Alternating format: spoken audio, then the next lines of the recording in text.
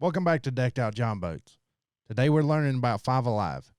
Josh Thompson and Tanner Carson is going to fill us in on the history and what's going on in the 2020 season. Y'all hang with us to find out more.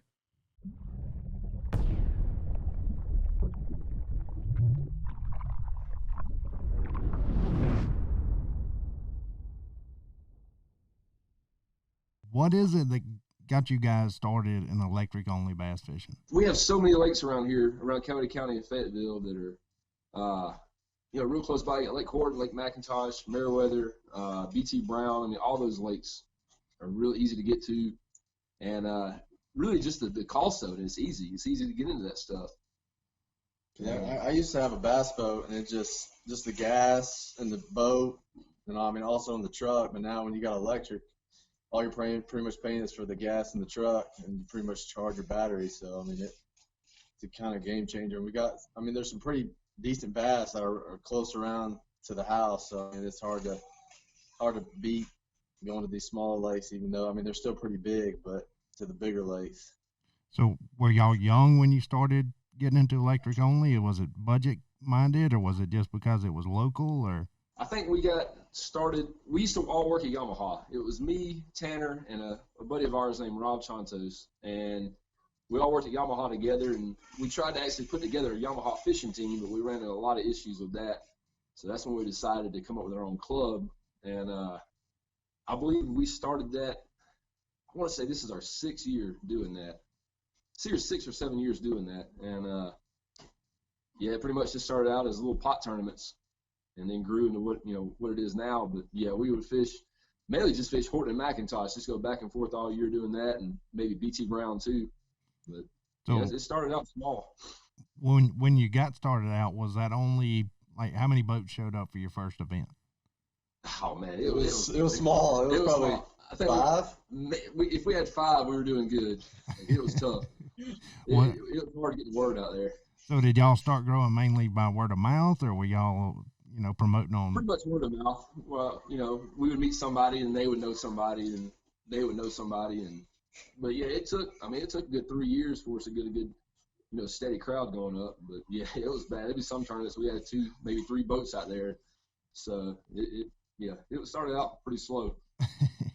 I know, as far as I know, High Voltage was the oldest electric club that I know of. So was there anybody at all in y'all's area out there, or were y'all kind of the first electric only club out in that area? I believe the closest one, you had Backwoods Bass Club, which is ran by Bubba Jordan, but I had never heard of them. And now you have Extreme, they're up in Carrollton, which isn't too awful far for us. But there's really nobody right here in the Coweta County Fayette area. And we were still new into it, so we didn't know about these other clubs at the time. So, we just made our own. Yeah. So what would you say is the most difficult part of running a bass club? There's a lot to keep up with. It's hard to schedule around everybody. It's hard running it and then staying focused fishing it, making sure you have everything. Because I think the last tournament we had, I left the basket for the scale. I left it at the house, and I had to get a guy to run home and get it real quick. So it's just little stuff like that. But I think the hardest part really is making everybody happy. It becomes a challenge sometimes making everybody happy. But, we got a real good group of guys, so it really ain't too awful bad. Yeah, I have a tremendous amount of respect for people that, run a club, because they have to stick to the rules. They have to try to keep everybody happy, making a schedule that works for everybody. I hate to say it, but fishermen are a bunch of whiny people. They always have something to complain about. But in this electric only, we got a great group of guys. You get to see the same people all the time. It's budget friendly. That's why I'm in electric only. Oh yeah. It's definitely changed over the years, because I remember we started out in a 1436 Jonboat with one trolling motor on front, some cheap batteries in the back. And now, these boats out here, it's definitely changed.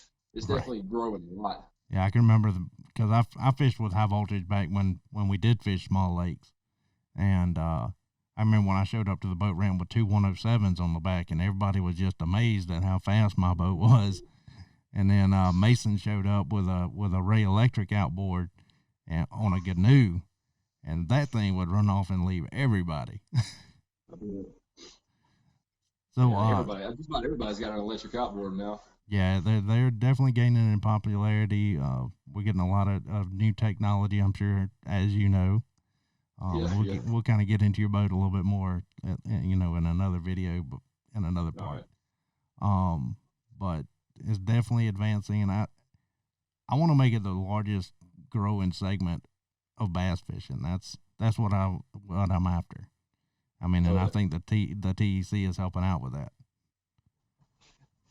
Yeah, I would like to see another step past the TEC. It would be nice to be able to get something national. Right, cool to do. And we've talked about it. It's just right now with the battery technology where it is. I mean, people trailering a boat with that much weight of batteries in the boat is a challenge. I mean, then you show up to a lake, you got maybe 100 guys national, but you can only go 5 or 6 miles. I mean, that's gonna be a pretty. So you said you had like 5 boats show up originally. Pretty much. Are any of those 5 boats besides yourselves still fishing in the club?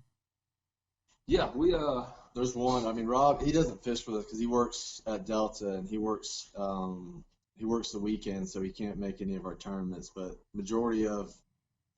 I think most of them are still with us. Majority of them are. TJ Spivey, he was one of the originals too. He's in the TEC this coming up year. He was one of them.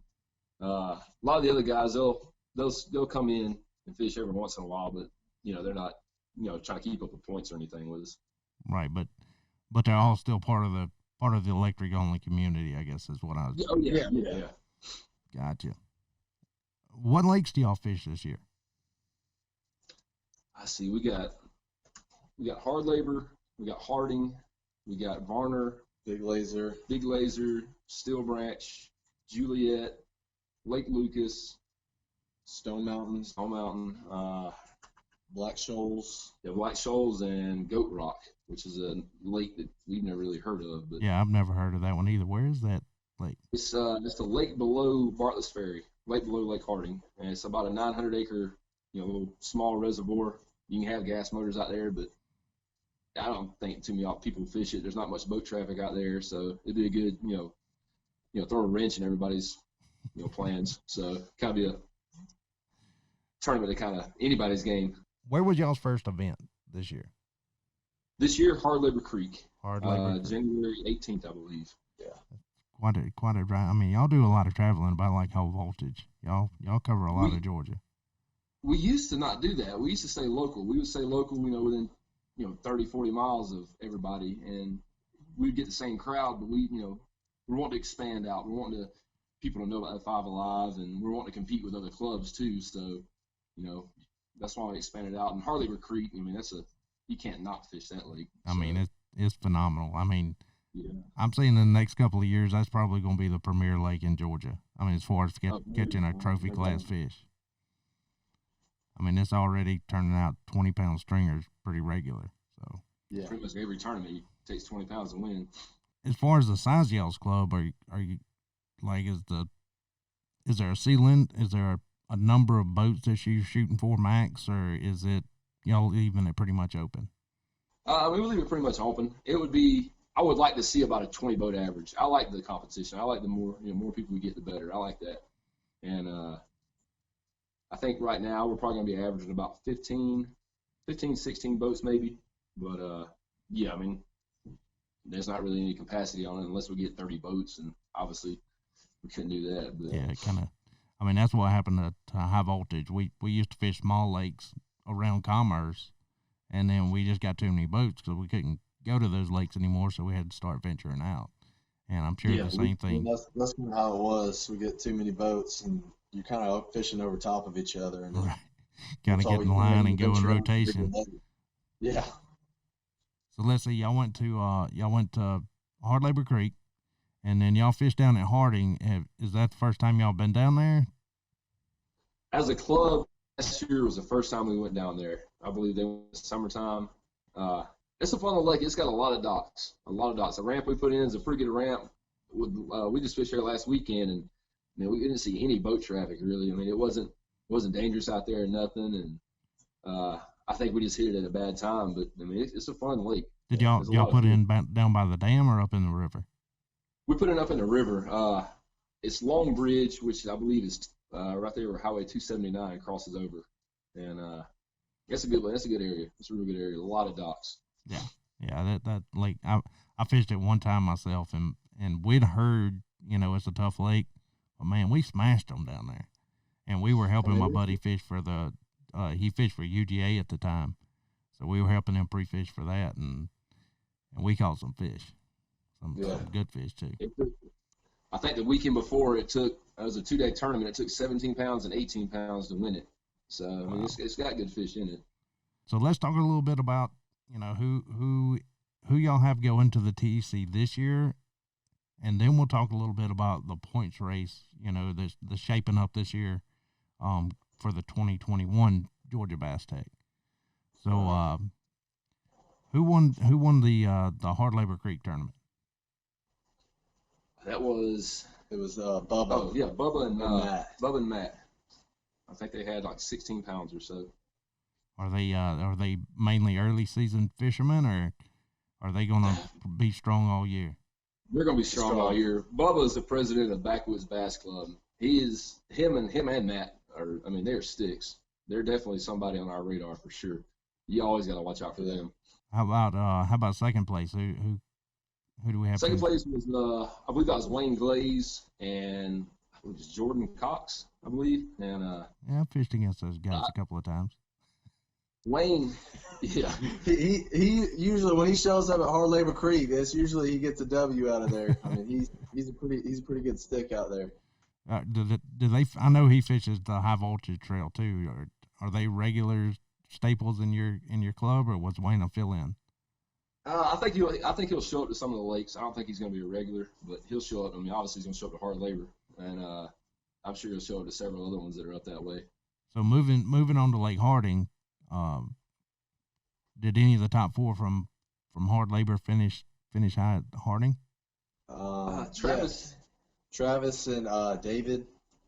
David and Paul actually won, are in the TEC this year, but they split up, and David now fishes with Travis, and they won it out there.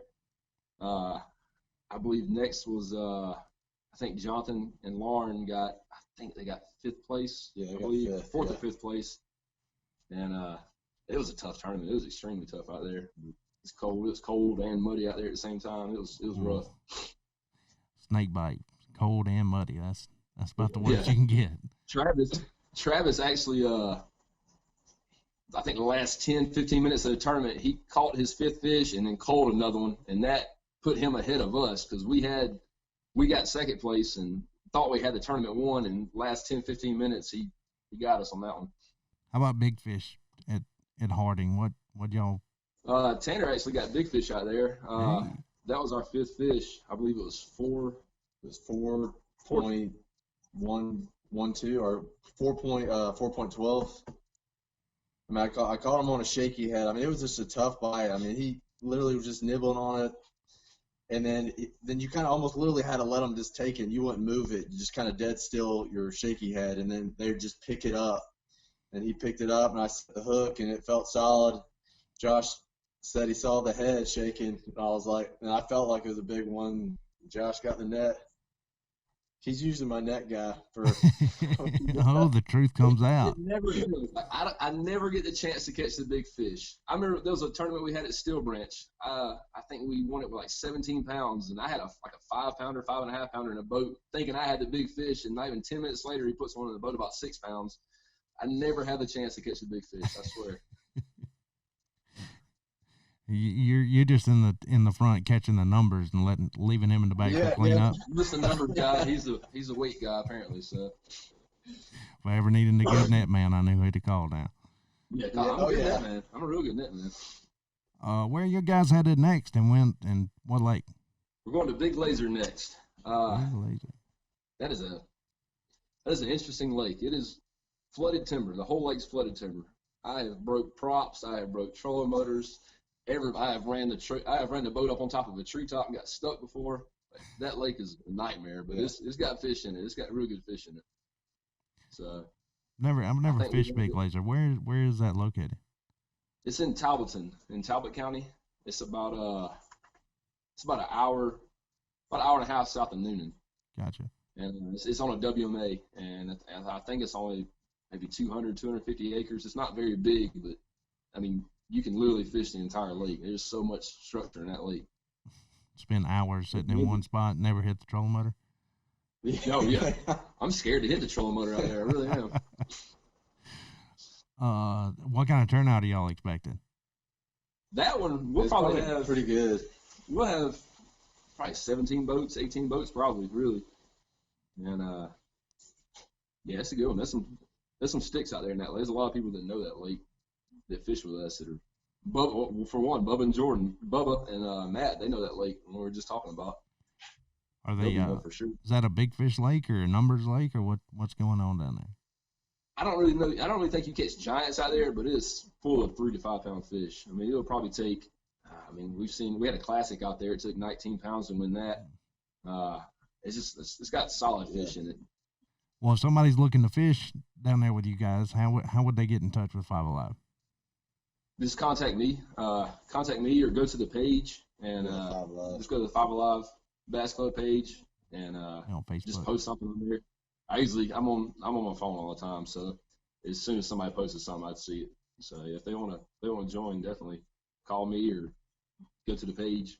How about so if they wanted to show up, what's the entry fees and the membership fee? Membership will be $40 a person. The entry fee is $40 a boat, and then big fish, if you want to get in on that, is $10 a boat. Gotcha. And how many, like, do you base the payout off of the number of boats, or do y'all have a set? You play 4 places? It's number of boats. 1 to 5. If you have 1 to 5 boats, you pay out first place. 6 to 10, you pay out first and second, and anything over 11 or more pays out third place. Well, guys, I definitely appreciate your time. I'll send some boats to you, but if they see these videos, they'll reach out to you and hopefully help y'all pick up your attendance a little bit. Yeah, I hope so. Well, hopefully this new schedule, this is the first time we really ever ventured out, so we can start grabbing people from other regions. So yeah, tell them to come on. We're more than welcome to have them.